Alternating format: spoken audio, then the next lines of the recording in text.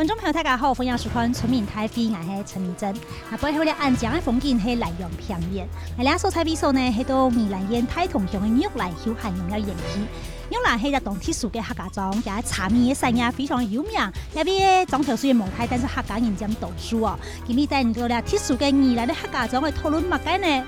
原来最近啊，宜兰县政府讲来并用对民俗的管理，我来恢复，然后除脱宜兰市以外，40个乡镇的非都市计划的用地，都立为个农沙最开放的申请民俗哈。希望做鼓励游客多多流到宜兰的血压，同时也带动农村的经济。虽然县政府还忙正式公告安样的判法，但是都地方上已经引起动态的讨论哈。都在大家想法係乜嘅？底下行业越来沙起，通关心嘅整个复杂嘅想法係乜嘅？甚至係采天民众，还有民俗业者，佢哋想法又係乜嘅？提出乜嘅建议，請共同嚟關心。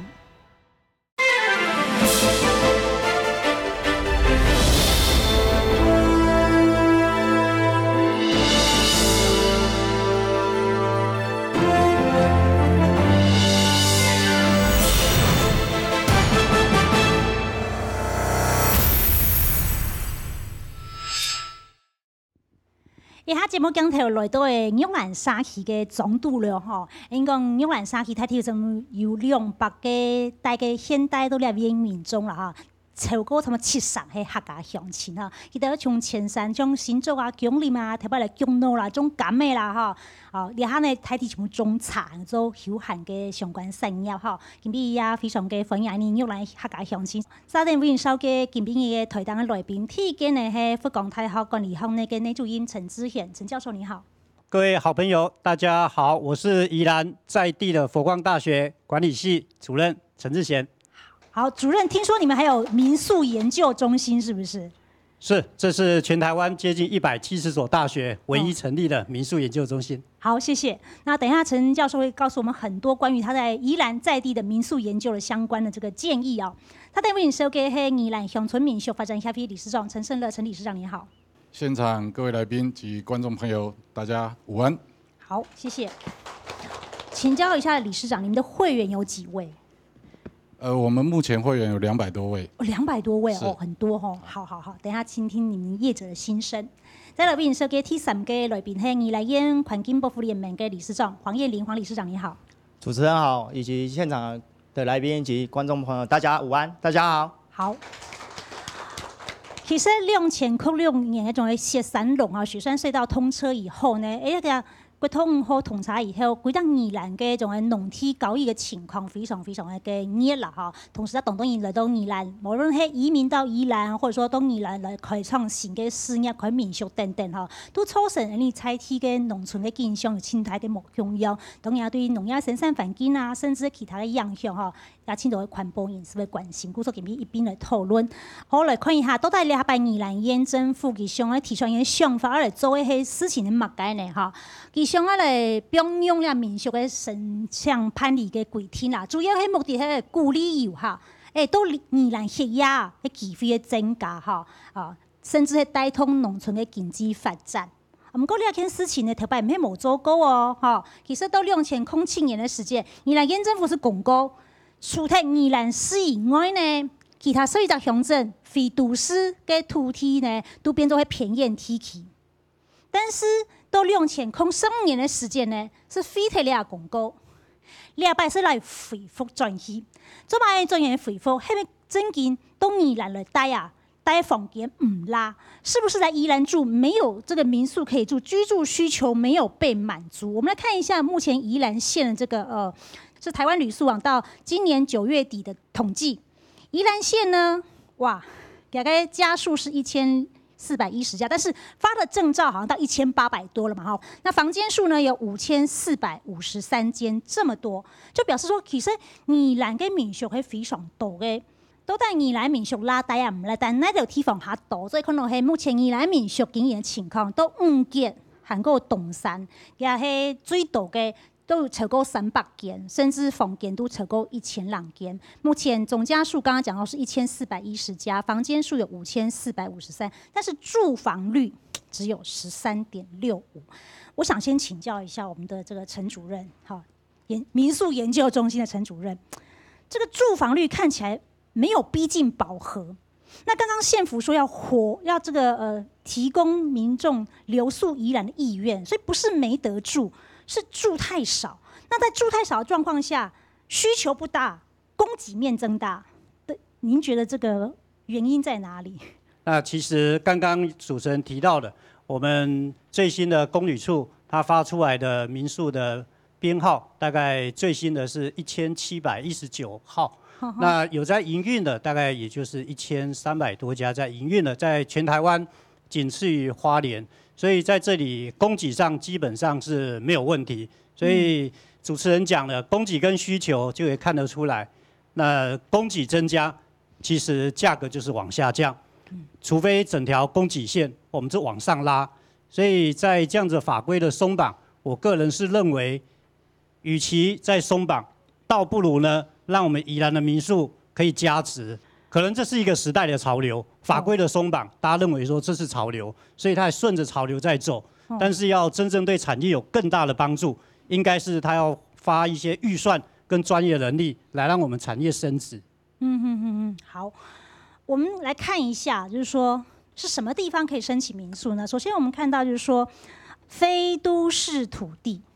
另外呢，在都市计划范围之内呢，其实也是可以来设置民宿的哦。什么地方？偏燕梯崎，这就是这一次这个宜兰县政府它要开放，就是这个我的偏远地区，还有这个非都市计划用地里面呢，都可以的农舍都可以来申请民宿。那还有什么地方可以申请民宿呢？像我们玉兰这边啊，用兰那边嘿，休闲农业期亚洲的来。神像安阳型跟闽秀，甚至大同乡是原汉混居的一个地方，所以在原住民族的保留地里面呢，它其实也可以来申请民宿。那这民宿到底是有什么不同呢？一般的民宿呢，它的规模大概是房间数8间以下，好，但是讲到像台话讲的，像那种休闲农业区啦，好，甚至观光梯区啦，就偏远梯区哈，偏远梯区你把它开放偏远梯区，都会15间以下。所以它其实如果15间，每一间可以住6个人的话，哇，那可以接一个旅行团都可以了哈。事实上呢，爱待真嘅没问题，但是应用版型来做，甚至地方上同意按动也下来，而用用版型看呢种嘅宜兰嘅血压嘅情况啊，像先听听新闻记者讲头去了解，你猜睇宜兰那种玉兰嘅休闲农业区目前情况应用版型，个民众想法系乜解？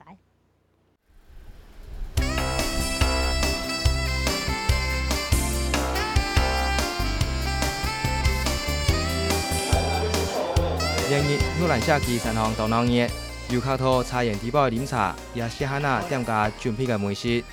日前招待人客嘅中意求留步，总系同人客讲，这家系原住民，其实佢系一个抗人。我阿公啊，等于不是他就过来，他较早吼，他就做嘛，这个叫个长老油的嘛，啊，我山上拢去做过，啊，本来做了呀，啊，这耕田，啊，这耕田啊，田叫。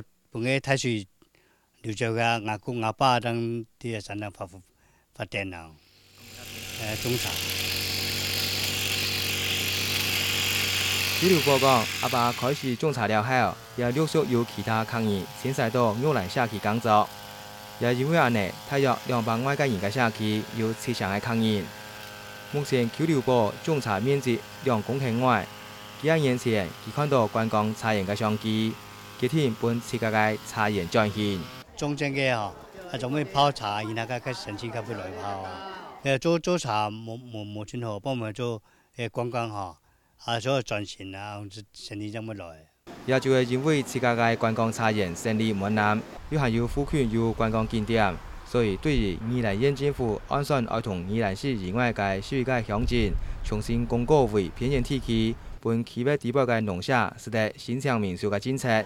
技术也冇少，因为安尼整体民宿数量增加，来促成自家民宿生意受到影响。山上嘅民宿大家高来啊，大啊，我松鱼是那个松罗湖嘛，松罗鱼拢带啊，当松罗湖，个有个景点啊。玉兰社区目前有新外嘅民宿，对于宜兰县政府安算松绑民宿嘅措施，还能有人去到带小朋友客。宜兰县哦，不管人太同乡啊，嘛个拢通过。多余的啦，唱多的啦，只系爱系当然对外都有多多少少影响到啦，唔会冇啦。民宿业者认为，除了开放新嘅民宿之外，也是在本这项民宿嘅管理更加有弹性，安尼将是在快乐地方经济。下太千的人来，一下天待唔落，多放宽一些房间出来。无论是多开放房间，还是本更加多嘅农舍新上民宿，整体嘅旅游环境、观光气力同配套，迄个也同时规划同盘点。也应该是宜兰县政府所进行公告，规制又将安选重新公告嘅同时，需要看开业嘅所在。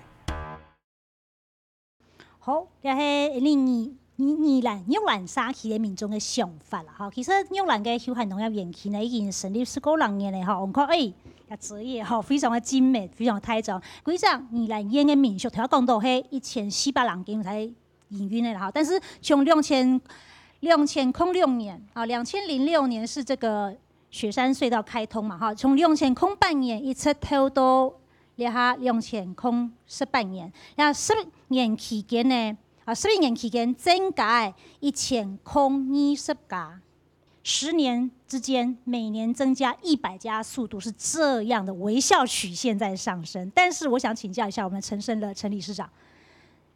民宿经营业者也是这样微笑曲线的，觉得说哇，经营民宿在宜兰越来越开心吗？还是你们觉得有问题，但是应该来面对？那您的建议是什么？我们宜兰民宿的量到现在为止已经到1700家，那实际上呢还没有拿到合法执照的那个数字是隐藏，大家没看到。所以这个是登记有案合法，所以还没有拿到执照的可能也有1000家以上。好，所以总体的量是，所以我们现在看到只是一半而已。是，黑数很多。对。是。那所以整体的量，光看这个是不会准确的了哈。所以目前就我们业者还有我们的会员这样的反应来看，其实整个量体的确是已经超过很多了哈。所以现在每一家都经营得非常的辛苦。好，那看起来显然在宜兰中民宿，虽然讲大家投资的很多，可是这个里面有人哭有人笑了。那我想请教一下陈老师，你的观察又是什么？法规松绑可能是一个世界的潮流。那刚刚陈理事长也提到，还未取得合法的，其实那个数量可能也在1:1。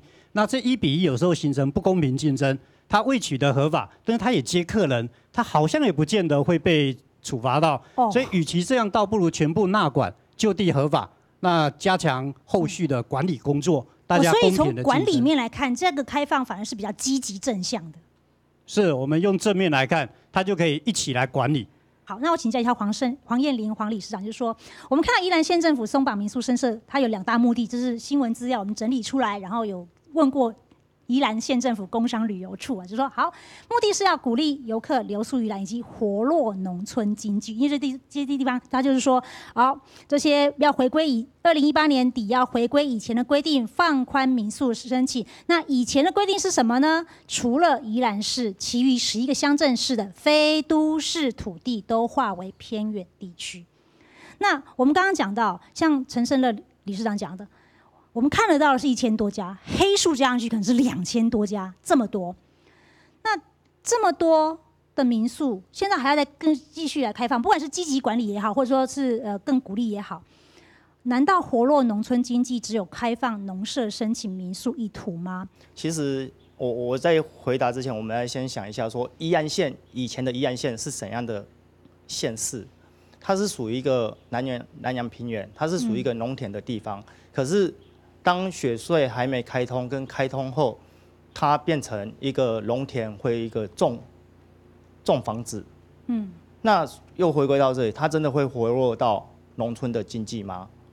其实有时候我们会去想说，你在农田中你种房子，你会导致于那边的环境污染，你会导致于当地的生态被破坏。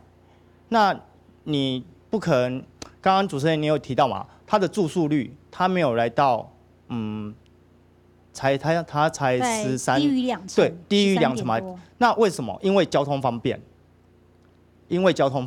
那再因为因为它是台北的后花对园，后花园整个大台北生活圈北北基桃加起来，我真的可以当天往返。对，那其实当天往返，你桃园来到宜兰，它其实如果不塞车的话，它40分钟、50分钟就到了。他只要来这里消费完之后，他就又可以再回去。所以刚刚陈理事长也有讲到说，为什么住宿率可以来得那么低？因为交通方便的问题。那在只有7、8月，因为童玩节、暑假的时间，它的数据有来到20几%。那其他不是都是在其他的民宿业者，他不是在喂蚊子吗？他的政策一直在改变，他也没有在辅导我们的农村或者是一些民宿的业者，他只是改变他的政策。可是当民宿业者或者是农村的一些村民，他有任何的问题出来，他没有办法去做一个解套，他只能去销价来去竞争我的房价。我没有住宿，我当然是怎么可能会活络我的农村经济？它没有特点，它没有办法跟社区来去做一个结合，没有把一个社区的一个发展的一个特色给它带动出来。我相信游客不会来到这里，相对的，他也不会发展他的农村的一些经济。事实上，我们知道2007年的时候，宜兰县政府曾经公告，除了宜兰市之外，11个乡镇市非都市地化都是偏远地区。但是在2015年又废止了这个公告。那预计今年年底要回归以前的规定。这样的政策在短短的大概11年之间一变再变，从开放到禁止，然后又想要再开放。我不知道说我们的民宿业者对于这样政策的反复不确定，有没有什么样的这个担心或担忧可以告诉我们的？来个太极。其实我觉得开放不开放，应该是说开放了，我们是不是先把这些稍微做一个整合，好的留下来，有特色的留下来。假如说有比较差的，我们是不是要去辅导它？那不开放的，不是到处都可以，也是要看地方。正经讲吼，你10公里动辛苦，一路下来，他甲我讲，总把该不要用的，唔系交通厅，唔系交通，还有嘛该？公教人员啊，你要钱较少啊，有冇18%没有啊？还有露营。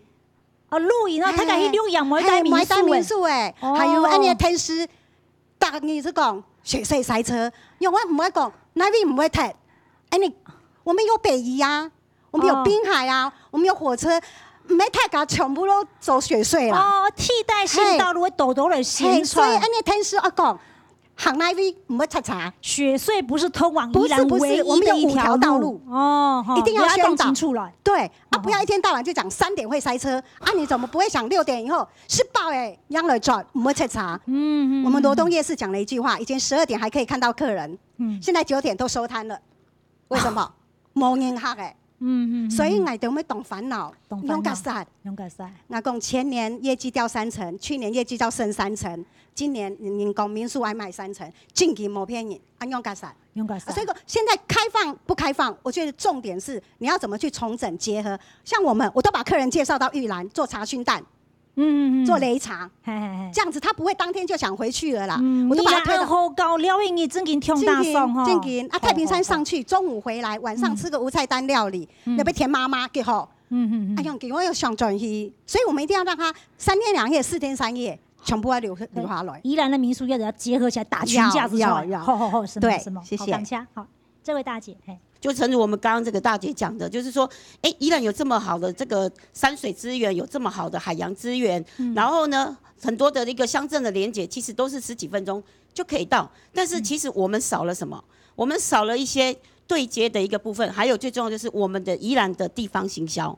我们的政府常常因为早期一直在讲，宜兰就是做观光环保立县，但是在对外无烟囱工业，对无烟囱的工业，那这个其实我们宜兰是非常适合居住，也非常适合来旅游的一个地方。那发展民宿也对我们的地方经济是非常有正面的一个帮助，那也能够让我们更多的台湾本地人能够来到这边留宿。要经营国外的观光客，应该要有不一样的思考方式，是门槛是不同的。是你们怎么做的？基本上因为其实政府是多语言的网页吗？还是说参与国外的地方系统？语言的网页当然也有这个需要，因为其实像如果对接一些像现在东南亚一些国家，它可能是需要有英文版的一个介绍不管是 DM 也好，或者是网站也好。可是实际上，其实我们很多民宿业者去行销的区域，像港澳或者是新加坡、马来西亚，这个其实中文就可以去对接、去宣传，而且他们其实对我们台湾的这样子的民宿产业是非常非常的有兴趣的，因为他们觉得来到台湾的这个民宿有非常觉得有特别，因为有这台湾最美的风景是人，没错，人情味，对，就是这样子的一个特色，吸引着他们。谢谢，谢谢。我想请教陈教授，就是说，我们刚刚从2位民宿业者看到说，做出差异化。量这么大的市场里面，他要去生存或要去竞争，他还是要有去盘点一些自己的优势，甚至做出市场差异，才有可能在这一波里面能够真的生存下来。现在很缺的是行销，我们要不止行销个别民宿，其实就行销宜兰。宜兰就好像一座博物馆，宜兰就好像一个厂牌。那其实，在说法规的放宽，我一直在讲，与其放宽，不如加值。我们怎么样把我们宜兰的民宿产业透过行销，刚提到了，还有品质。你住饭店，大家觉得品质都没问题，那住民宿呢？有些人会稍微想一下，所以把民宿的品质也要拉上去。那最后最重要的就是刚提到了，你要有好玩的地方，游程要设计好。那最后一个就是要有特色，我们要把特色呈现出来。我昨天才从海南岛，我到海南大学去交流了快1个礼拜，那边正在做生态，那边也要发展休闲农业，他也希望跟我的民宿研究中心来合作。所以我们在大陆，我们民宿会想到在沿海，厦门我们想到有个很特色就是鼓浪屿，杭州我们想到特色莫干山、外桐，云南想到民宿特色大理、洱海。那如果说人家想到台湾民宿的特色，第一个联想的品牌就是宜兰。我想这个县政府就彻底的成功了。好，我们再开放给现场的乡亲。好，这位大哥，这2年我们都知道，我们可能被县政府或是被一般媒体给污名化了，因为把农舍跟民宿作为整个我们宜兰整个那个就是农村价值一个破坏者。那我觉得说，现在他把它恢复到104年。之前要废止那个偏远地区要开放，那我觉得这个事情的话，大家应该仔细来想一下。你开放偏远地区没有问题，但是好，你如果说申请民宿的业者，他是不是还要符合一样，就是你农舍你不可以去填土，你不可以填土。对，好，那你说我要申请民宿好了，像我现在是偏远地区，我已经是合法。那如果说好，今天我民宿好了我今天你政府开放了，我房子卖掉了，卖给别人好了卖给隔壁的，他要做了。好，现在申请民宿，那县政府说好，那你把旁边挖掉，你恢复到原状，你怎么做民宿？你客人来了之后，你发个雨鞋给他吗？抱歉，我们就这样子，旁边种菜，这个是重点是这样子。好，第二个，我们宜兰县政府现在要把宜兰定位为什么样的一个形态？第一个观光立县，还是农业立县？环保团体跟农政团体，但你站在一张是应该是保持我们农村应有的价值，这个我们接受。那如果说保持农村真正的价值，那农民怎么生活？讲清楚。我自己本身，我离开宜兰20几年，然后到台南生活，已经生活2年，我又回来。我现在退休之后回来做民宿。当初我抱着很大的梦想回来，那回来之后，我盖了一栋很有特色的民宿。虽然现在生意不比以前了，但是我觉得宜兰还是个好山好水。那我们的客人，不管是外国客人或是台湾的客人，他们一来就讲说，宜兰的民宿非常有特色，很漂亮，来宜兰就想住民宿。好，谢谢。对，我想请教一下陈胜乐陈理事长，就是说，事实上我们刚刚看到的说，怎么样去重新定义宜兰究竟是大台北的后花园，还是东台湾旅游的第一站？啊，这个东西对整个县政府的思考来讲，甚至是民宿本身这个对自己的客层客群的这思考来讲，都是不一样的。那您觉得说，您的想法和建议是什么？因为就外国客人来看宜兰哦，他常常因为不是有大的风景点的地方，我比不上太鲁阁，对，我比不上台北的故宫哦。但是就宜兰来讲，它的所有的油气点哈，现在是非常的精致化，好，非常精致化，包括我们的观光工厂是全国最多的地方。那我们刚刚有讲，我们最大的优势是什么？我们10分钟可以到海边，20分钟可以到山上。我半个钟头就可以到达2000公尺的高山，所以就宜兰的地理环境来讲，其实它在全国比起来讲，它是非常得天独厚的所以它有这样的一个优势。所以我们现在期待的是说，我们的民宿业者能够把这个饼做大，然后彼此合作，那把那个你的品质做出来。坦白讲，就台湾现况，民宿的现况，我们非常自豪，在宜兰的，不管在硬体的建设方面，或者是在软体的服务，包括我们的早餐的提供这样的服务，我认为在宜兰，在台湾目前是排行第一的所以常常有客人跟我说，你这个价钱比饭店还贵，这句话我真的是听不懂这样的比喻真的是我觉得不恰当饭店没有人帮你把早餐端到你的桌上，饭店是自己要像那个自己去打饭去吃对，我要把费这样子。讲的就是说我们服务的品质有到那个阶段，所以我们可以会提这样的价位的需求了所以这一点我也在这边做澄清了。好，那我想请教一下黄燕玲黄理事长，就是说，像刚刚有位大哥讲说，事实上，因为这个雪隧开通之后，那很多的游客进来，那可是我们知道，游客对旅游的这个需求的品味是随时日益更新的。如果说我们把农地的保育或生产基地的这个保护，跟这个追逐旅游市场品味的这种多变新奇，事实上两个看起来是不一样的。那这个时候到底所谓的农地或农村的价值，长远来看，您觉得您会有什么样的想法？我们要保留现有的农村的特色，你才有办法让民宿业者去做经营嘛。那台北的观光客才有办法来这里去住。刚刚也有业者讲你应该要把它变成2天1夜或者是3天2夜，你要提高它的住宿率，而不是让它像那个蜻蜓点水，玩完，然后就是根本就是钱没有留在我们的农村里面。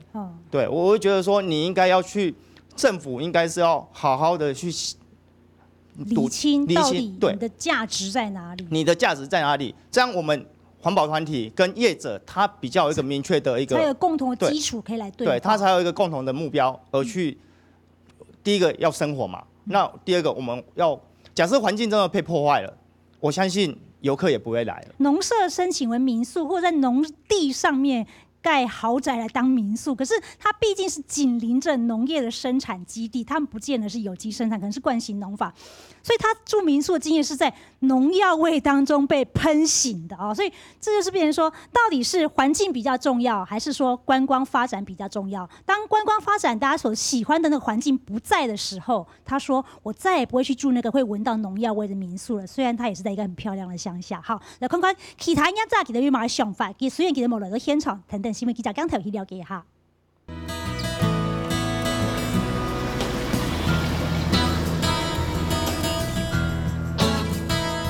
因为中意民宿生活，所以李涵人太學畢業了後，並無同我輩尋條路，喺天小屋下經營民宿。李涵人嘅民宿同宜蘭嘅歷史算係久嘅，已經有18年。民宿是一種生活方式，那我覺得這10幾年來，我覺得這個是我很喜歡的一種生活的模式。因為其實我覺得，其實人家說生意嘛，其實我覺得是要找到自己生活的意義。所以我覺得這個是我很喜歡的工作。作為民宿業態嘅李涵人哋，民宿經營愛運宿，必須要有新東西、新方向來吸引人客。希望最近經驗，國民旅遊無景氣，宜蘭民宿多，探險盤點生意也多，可比又因为宜兰市以外嘅世界乡镇农舍是在新城民宿，现在嘅市场竞争将会更加激烈。其实我觉得现在民宿也好，观光旅游业其实都不是那么好做，因为是整个大环境不景气也有影响。那我觉得就是要靠自己去努力。所以你看，像我们有学咖啡，然后有学茶道，然后我们现在在推广的就是除了亲子族以外，我觉得还有一个市场是很需要被看到的，就是3代同堂。深深的吸气，吸到腹部深处，深吐出来。恐款也係民宿二台嘅黃險線，佢看到宜蘭歇業市場嘅問題同呢位。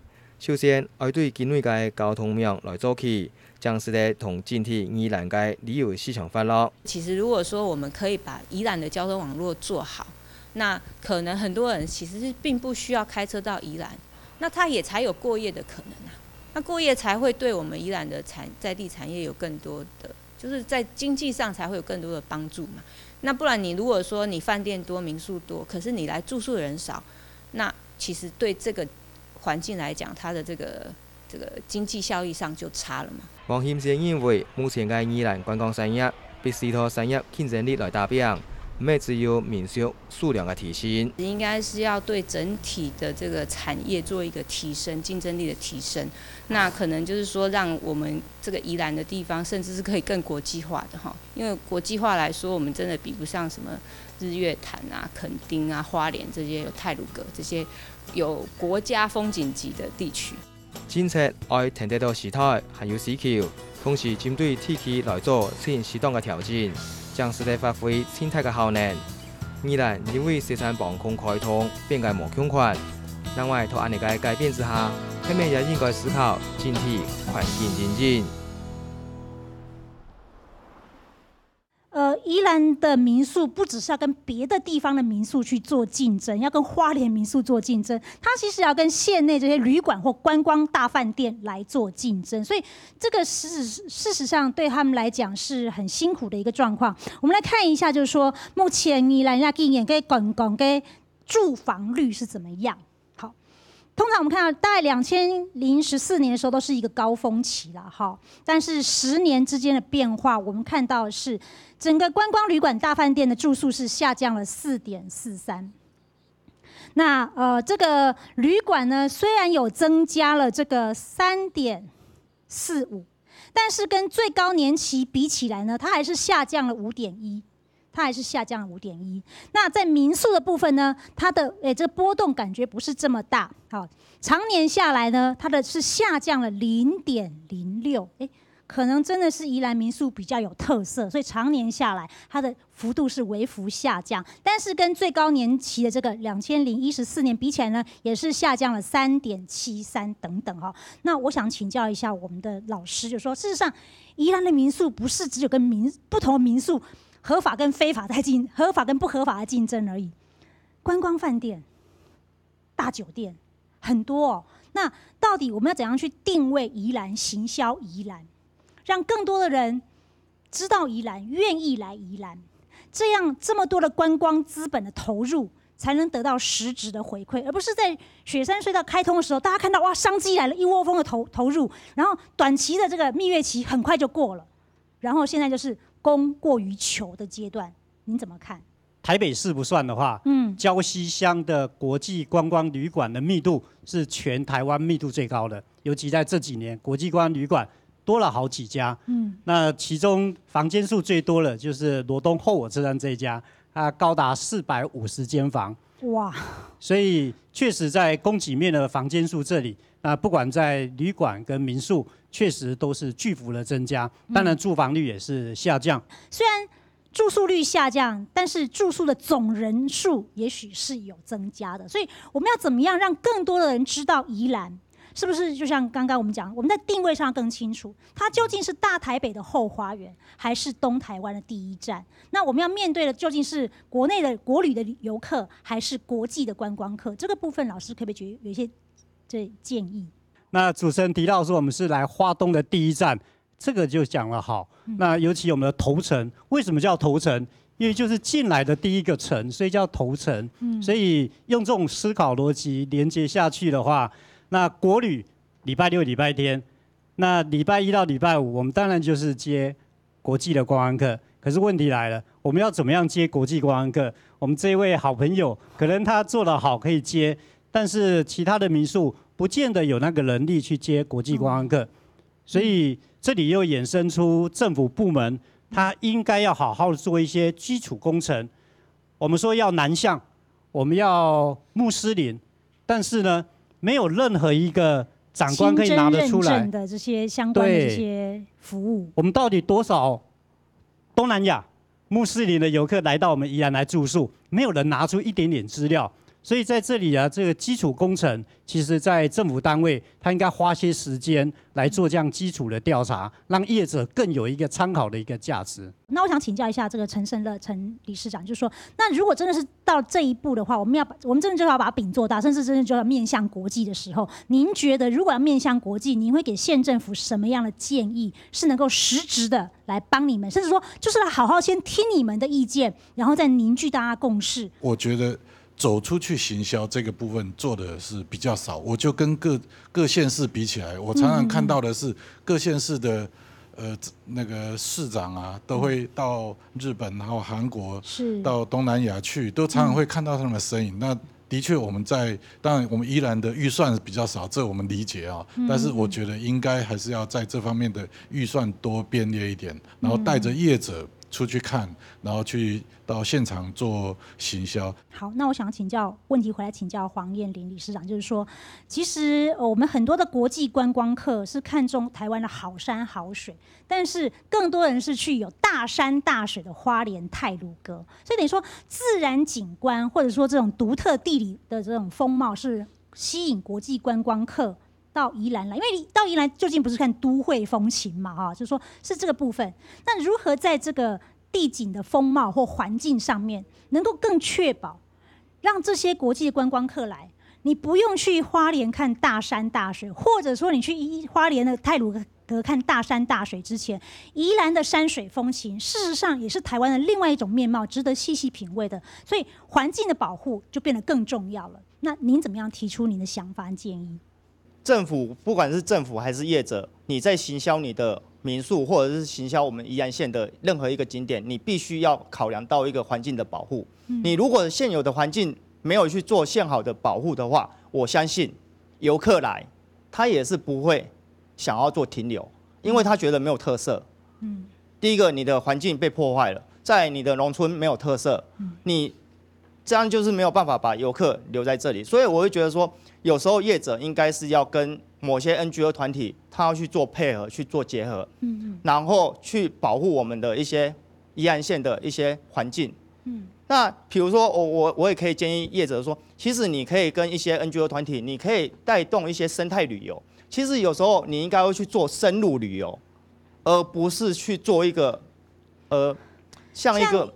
我们所录影这个地方的这个玉兰嘛，对不对？它就有什么国家松萝步道啊，或者说它有这个那个松萝湖啊，旁边还有九寮溪生态这个旅游，等于说其实有很多这种所谓的那种生态的美景，是真的可以往国际观光去推的。这个是可以的，这个能量或这个美景，事实上是确确实实不是不输人，是可以在国际上面发光的。是可以的，所以业者他必须要把自己的肚子里面的东西墨水给填够。然后假设我刚刚有说，他其实可以跟一些比如说荒野协会来去做配合，或者是跟环盟来去做配合。你可以夜间，你可以去介绍我们这里边的动植物，就是深入旅游。你这样才有办法显现出你的特色，你这些民宿的特色。要不然，其实你看宜兰县总共有1400多间合法现在有在正常运作的民宿，那每个人都说我的品质是怎样，我的价格是怎样，可是完全没有讲到它的特色是什么，那他能给游客是什么？所以乡野生活体验係非常非常重要嘅吼。啊，像看到係目前宜蘭按多年來嘅遊客嘅變化，確確實實是有在上升的啊。那10年的這期間呢，是增加了大概378万人次这么多。好，当然现在离最高年期是2013年左右是有慢慢，2014年是有比较下降，但是来看看其他的地区，根本无来参加6样的其他宜兰县的乡亲也民众业者，伊就对伊讲，开放了偏远地区，开放出来农沙都做民宿，伊的想法係乜嘅，高進行討論。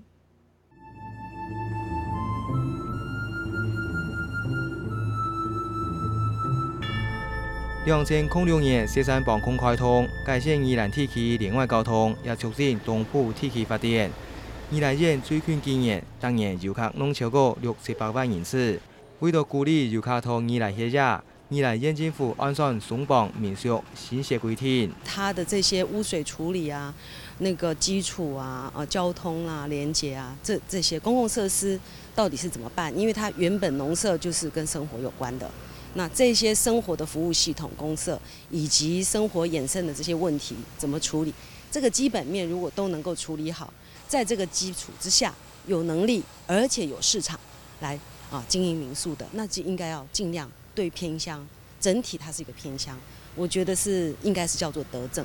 把现有的这些已经合法的民宿先来做一个盘点。那如果现在就已经有一些就是符合它所谓退场机制的话，就应该要先让它去进行退场的部分，然后等未来这些东西都已经完备之后，我们再来考虑未来要如何来做开放。不过也有建议人认为，目前去农舍也係新城民宿，拢已經有相關嘅規定咧。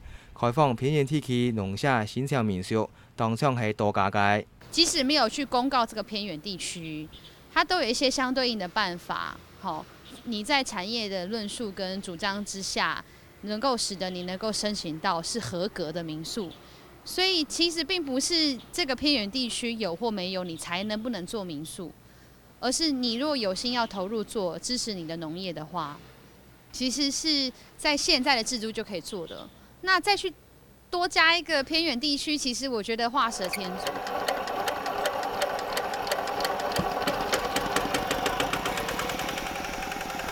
另外，可比講，宜蘭縣政府愛發展農村經濟，必須要思考問題嘅本質同內位。相關嘅配套應該完全引進。交通規劃上面是確實需要更多的思考，你縣內要如何去提升它的一個交通的運能，或者是像現有的鐵路的這個運能要如何提升，它其實都還是有一些配套的措施，應該要先去做。可比講交通問題冇處理好，宜蘭境內有冇新嘅觀光景點，遊客留到歇假嘅宜蘭地開放更加多嘅民宿。可能已經見到啲嘅民宿嘅房率之外，更加嚴重。台灣新聞影片講到，其實咧宜蘭縣境內嘅區域性嘅路面交通公共運輸提供係非常重要的。看下都在宜蘭縣政府有做到嘛？哈，目前市區公車部分呢，路線有50條。鄉鎮市區嘅免費嘅公車呢，要有14條，這好像是宜蘭靜好行嘛，觀光這旅遊巴士。公路客運呢有30條線，國土客運呢有27條線。其實宜蘭縣嘅公共嘅運輸嘅提供服務，你見嘅咧係有增加嘅啦，但是係咪真正都符合到大家嘅需求哈？那我想個開放現場鄉親來談談大家意見，就說除了地方區域路網的建制以外，還有乜嘅想法？係因為講對宜蘭縣規則嘅觀光旅遊業甚至民宿嘅管理都會增加，就會效益嘅。你嘅想法係乜嘅？想先請你嘅睇講係。補助嘅外國人來，啲台灣旅遊啊，我認為嘅政策哦，沒有意義啊。阿永興哦，因為該日本嘅來台觀光數嘅人數吼是好降停啦，該人數好降，實際吼該認為該對呢個政策是冇幫助啦。嗰時就係因他們要買來到你用爛。我建議就講補助外國人嚟該政府啊，不如改變吼，補助啲台灣人。人嘅收入3萬塊以下，3萬塊以下人吼是計算好收入好比較好帶嘛。補助咧，按像台灣人，我覺得應該這是政府嘅德政啦。宜兰县的休闲农业区有16届，啊有1到10有15年的，啊个你若对了好多年的休闲农业区吼，因为政府去评鉴的个内容啊，一直看了新的东西啊，有新的产品啦，来迄个新的体验活动啦。我建议就是讲，该3年1摆。哦，2年重接嘞系哦，从头来做。从头做吼，冇意思啊。冇意思。你要把你的值提升，哦，你的产品的精致度来提升啦，你体验的内容而提升，安心呢吼是好活啦。好，看也个台字。宜兰的个风景，他甲亲爱来咩吼？他甲亲爱来宜兰，味道嘛该，只讲好山好水啊。啊，毋过也好山好水，就亲无嘛个好够的啊。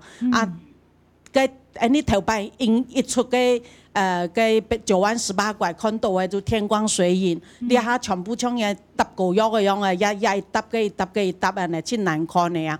禁止个破坏摕的，啊，过来讲你遐个风景爱分10万的人来1摆，也系唔爱分1万的人来10摆，甚至于来8摆。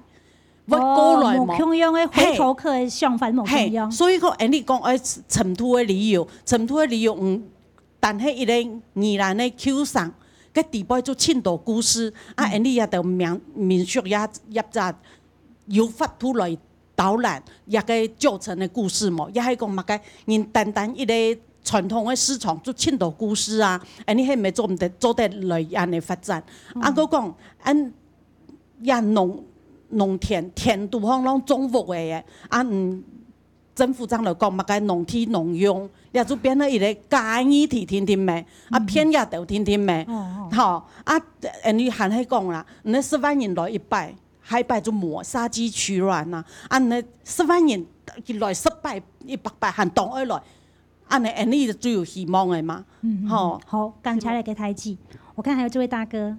如果说能够就地合法，我们是真的是非常高兴的。我们会是政府的这个一个德政啊。现在感觉上没有像一年比一年的差了啊，没有说像之前非常好啊。现在就变周休6日啊，只能做1天，7天只能做1天了。那我是希望在这边能够，当然政府能够给我们多的给我们来辅导，尤其是我们理事长谢谢大家。好，谢谢。好，那我们请台上来宾做回应和总结。好，首先我想先请教我们的陈胜乐陈理事长，就是说，事实上我们确实看到说政府的角色。好，他你们有提出很多你们想法，就感觉到说，政府的角色事实上是做得不够。好，那今天当然我们有邀请宜兰县政府这个相关的局处单位，但是他们觉得说在议会开议期间这个好像不方便出席，那我们也尊重他们的决定。但是您现场可以提出的呼吁是什么？您觉得说其实县政府的角色或官方的角色要更明确的是去做哪些事情，让业者也好，让有心投入人也好，甚至是其他的团体民众也好，可以有一个明确目标，知道方向在哪里，我们共同去前进努力。我们常听一句话说，人民是政府的主人呐。但是这句话常常在选举投票前有效投票完我们人民就不是主人了我希望说这个开放我是赞成的了因为大家如果有心要做，我欢迎大家来共同努力。但是要有一个心，就是你要爱护这个土地你要把它保护好那我希望你们就是能够做一个环保的民宿，甚至是做一些绿采购。我希望他就是用一个爱护土地来这边发展。好，这是我要呼吁的。好，谢谢。那我想请教一下我们的黄燕玲理事长，这一次呢，其实很多人觉得说，好像对这个开放呢，因为是在非都市计划地区嘛，那他就是说要把它再划为偏远地区，要恢复以前。大家觉得说，这样是不是对农地的伤害又更深一层？因为绝大多数农地都在所谓的非都市计划用地里面，但是县政府说我会加强管理，如果你是农地非农用，我就撤照。而且我会按照区域计划法来开罚。区域计划法已经是一个要落日的法律了，因为马上国土计划法全面上路之后，大概在2021年全面上路之后，它就会替代掉。好，就是这区域计划之后就要废止了。那会不会也让现在投入的人，现在开放之后投入的人，他将来会有适法性相关的问题？他真的能够收到管理之效吗？还是说你们会存一个评估？以我个人来讲，我是不可能相信啊。哦，好，对，因为我觉得政府的政策刚刚陈理事长有讲，政府的政策一直在改，有时候一日三改，改到真的是业者也不知道怎么去做配合。那改到 NGO 团体也不知道你今天改，你今天定了这个，明日你又要改什么？我们真的也，第一个，我们真的是我们对你的信任已经没了。所以我觉得说，假设你如果真的是要开放，那必须你要把后面的配套措施，给建构出来。那比如说，他把偏远地区的农舍变为民宿，那我想请问一下，你这些民宿排放的废水，你是又回到了农田，这样不是一个善循环，它是一个恶循环。你要活络农村的经济，那你为什么不要去学日本？日本有去盖农舍吗？里山的倡议也许就是一个。对啊，那日本为什么它可以用现有的环境、现有的土地来去带动一些观光客进来？它的特色是什么？给宜兰县政府一个建议，就是说你的政策不要一直在摇摆不定，也不要一日三改。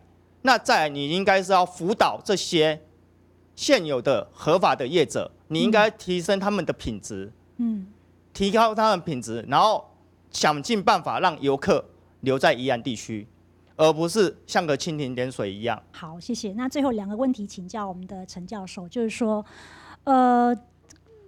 民宿的退场机制，我们刚刚讲说，虽然说有申请的序号已经到1700、1800了，但是可是根据这个旅宿网，当然交通部观光局也采用旅宿网资料，就是说实际有在正常运作，可以去让民众预约住宿的是1400多家。看起来这个申请家数跟实际有在正常运作家数是落差是蛮大的。到底是还来不及申请合法，还是说事实上是有很多他想要退场却不知道该怎么退场？好，这件事情，那一个是退场机制，一个就是说，我们到底怎么样来想象宜兰，它究竟是大台北的后花园，还是说它是东台湾的第一站？如果它是东台湾的第一站，它面对的是太平洋，那要怎样去行销宜兰？2个问题，谢谢。是，其实民宿要退场很简单，民宿管理办法里面就有停业跟歇业，那其中直接去登记就好了。对，它很容易退场。那要不要有一个退场机制，强制哪一个民宿要退场？我倒觉得，自由经济市场里面，它经营不下去了，它的房子要贷款，那它贷款缴不出来了，它自然而然就会退场。所以我倒是觉得说，自由经济市场其实它自己就会有一个经济的压力，民宿主人他自行会退场的。在环境的保护、污染，那民宿有排水，其实另外一个思考。民宿可以做环保，那民宿怎么做环保？我在去年有一个大学的社会责任计划，我预计呢，这个要结合宜兰的3大河流、5大湖泊，那民宿呢，它散在这些河流跟湖泊的周围，我们民宿主人可以来测含氧量，然后呢，这个河流它现在一个污染情形，事实上民宿一上网，它可以得到很正确的数据，尤其现在 PM10、PM2.5。那民宿都可以来做及时的监控，所以民宿不见得是污染的一个制造者，民宿可以转换成积极，它是一个环保的协力者，它是环保最重要志工。所以有时候我认为说，宜兰民宿不是环境保护的破坏者，它可以变成环境保护的最佳的一个守门员。好，谢谢老师。虽然今日验证父母的现场，但事实上蔡体详情甚至民众业者提出青岛的建议，还有扶弱，还想希望节目播出以后呢，验证父做好好的回应，也得按宽松的宜兰来土地的详情，记得个欣赏，还想来村民台币做一共享的论坛，来提供一平台平台来分享嘅最主要的目的的变意义。下礼拜请持续收听村民台币，希望大家支持，谢谢。